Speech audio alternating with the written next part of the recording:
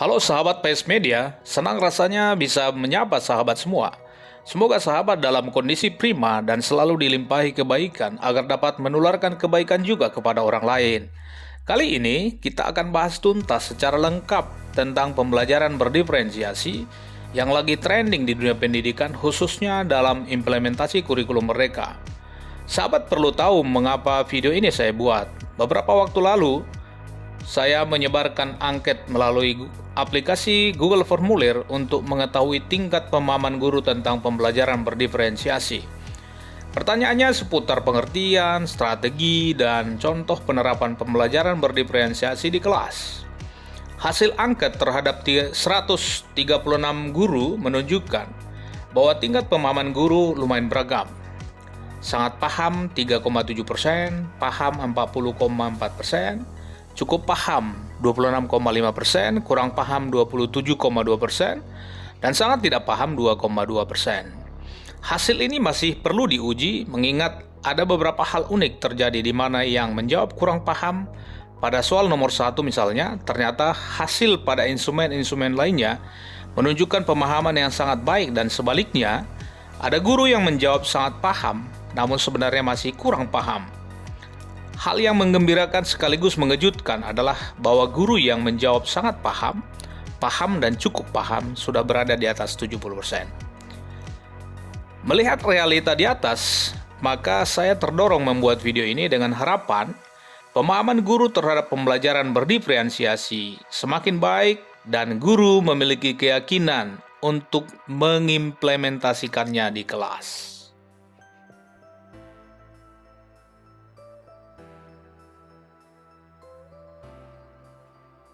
Menurut Tomlinson, pembelajaran berdiferensiasi ialah proses pembelajaran yang memenuhi kebutuhan individu belajar siswa.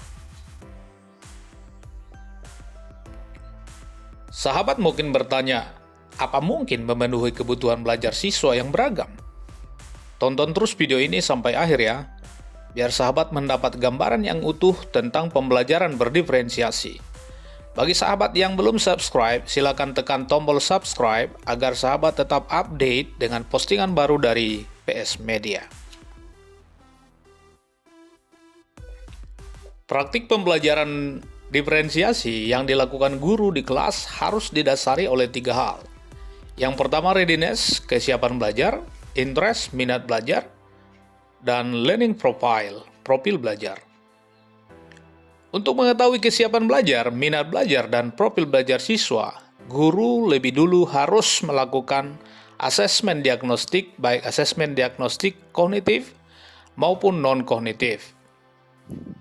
Misalnya seorang guru IPS yang akan mengajarkan materi tentang Roma, maka lebih dulu guru mengadakan asesmen diagnostik untuk mengetahui kesiapan belajar, minat belajar, dan profil belajar siswa.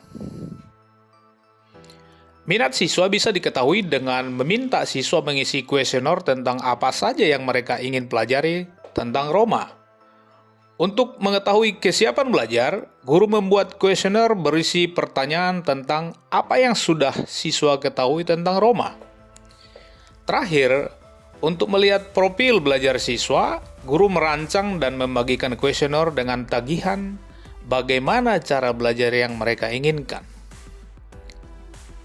Setelah memetakan tingkat kesiapan belajar, minat, dan profil belajar individu siswa, serta gaya belajarnya apakah termasuk tipe visual, auditori, atau kinestetik, barulah guru dapat merancang pembelajaran diferensiasi yang hendak dilakukan di kelas. Apakah diferensiasi konten, proses, produk, atau kombinasi ketiganya.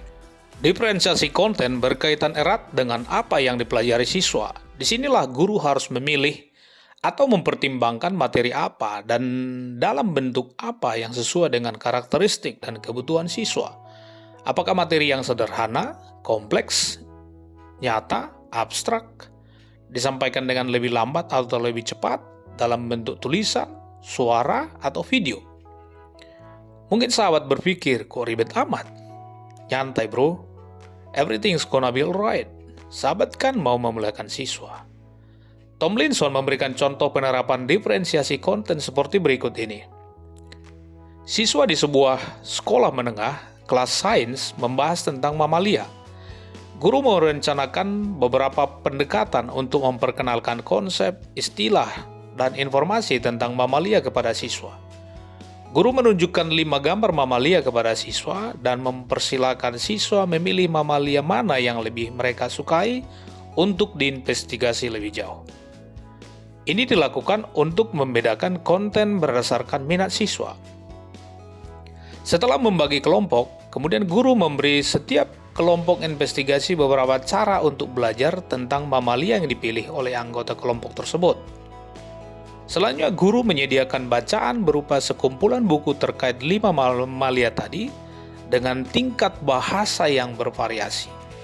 Hal ini dilakukan untuk membedakan konten berdasarkan kesiapan siswa.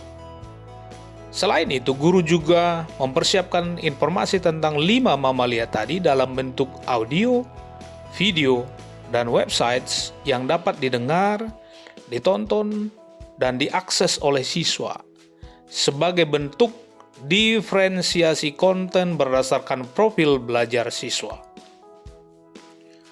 Diferensiasi proses berkaitan dengan pemilihan langkah-langkah kegiatan pembelajaran. Apakah kegiatan pembelajaran dilakukan secara individu atau berkelompok? Apakah siswa mengerjakan tugas secara mandiri atau berkelompok? Dikerjakan sambil mendengarkan musik atau harus senyap? Dengan duduk di lantai atau duduk di kursi? Apakah masih perlu bimbingan intensif atau hanya dengan sedikit bimbingan saja? Apakah materi disampaikan dengan agak lambat atau cepat? Yang saya pahami dari paparan Tomlinson bahwa diferensiasi proses itu dekat dengan variasi strategi dan metode yang dilakukan guru untuk mencapai tujuan pembelajaran, seperti penerapan jigsaw, think, pair, share, creative problem solving, cooperative kontroversi, atau role playing. Produk dalam pembelajaran merupakan tagihan atau hasil yang diharapkan dari siswa setelah proses pembelajaran, setelah belajar 1 unit, 1 semester, atau bahkan 1 tahun. Produk dapat juga dimaknai sebagai hasil pekerjaan atau unjuk kerja siswa yang memiliki wujud seperti hasil tes, tulisan, karangan, pagelaran, pertunjukan, pidato, presentasi, rekaman, diagram, dan lain sebagainya yang mencerminkan pemahaman murid. Setelah belajar, diharapkan siswa tidak hanya tahu tetapi mampu menggunakan dan mengembangkannya. 2 hal yang harus dipedomani dalam mendiferensiasi produk antara lain: yang pertama, memberi tantangan dan keragaman; yang kedua, memberi pilihan cara mengekspresikan hasil pembelajaran. Dalam mengimplementasikan pembelajaran diferensiasi produk, guru juga perlu memperhatikan kualitas produk yang dihasilkan siswa, konten yang terkandung dalam produk, dan bagaimana siswa menghasilkan produk tersebut. Dengan kata lain, guru harus mendampingi siswa menghasilkan produk belajar yang diharapkan. Meminjam istilah Tomlinson, jangan sampai siswa bingung dan frustasi tanpa mentoring dari guru yang membuat siswa overdosis dalam kebingungan dan frustasi belajar. Selanjutnya, guru wajib membuat rubrik penilaian terhadap produk yang dihasilkan siswa.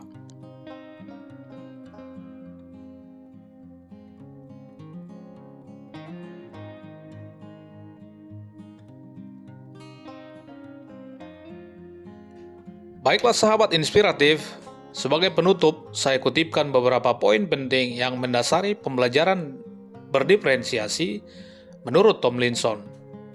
Siswa mungkin memiliki persamaan dalam hobi, bobot badan, sifat, kesukaan, dan ketidaksukaan. Sebagai manusia, tentu siswa memiliki banyak persamaan, tetapi sebagai individu mereka berbeda satu dengan lainnya. Fakta berbicara bahwa siswa dengan usia yang sama tidak sama dalam hal belajar. Pembelajaran berdiferensiasi bukanlah pembelajaran individu, bukan pula pembelajaran yang kacau.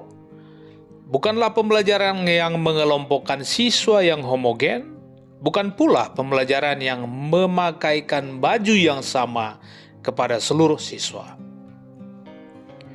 Pembelajaran berdiferensiasi memiliki esensi, fokus pada pembelajaran bermakna dan pemberdayaan siswa, melaksanakan sekaligus memonitor beragam kegiatan di kelas secara bersamaan, mengelompokkan siswa secara fleksibel, menampung siswa yang kuat di beberapa bidang, dan mungkin lemah di bidang lain.